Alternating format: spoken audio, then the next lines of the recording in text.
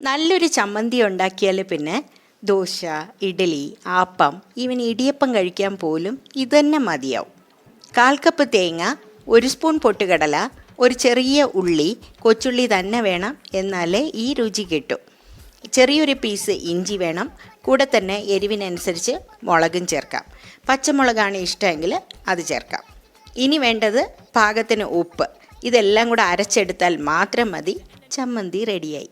പക്ഷേ ഇത് താളിച്ചേ മതിയാവൂ. വെളിച്ചെണ്ണ നന്നായി ചൂടാവുമ്പോൾ കടുക് ചേർക്കാം. കടുക് പൊട്ടിയ ശേഷം ചെറിയ ഉള്ളിയും ഉണക്കമുളകും കറിവേപ്പിലയും കൂടെ മൂപ്പിക്കാം. ഈ ചൂടോടെ കൂടെ അരച്ച ചമ്മന്തിയിൽ ചേർക്കാം.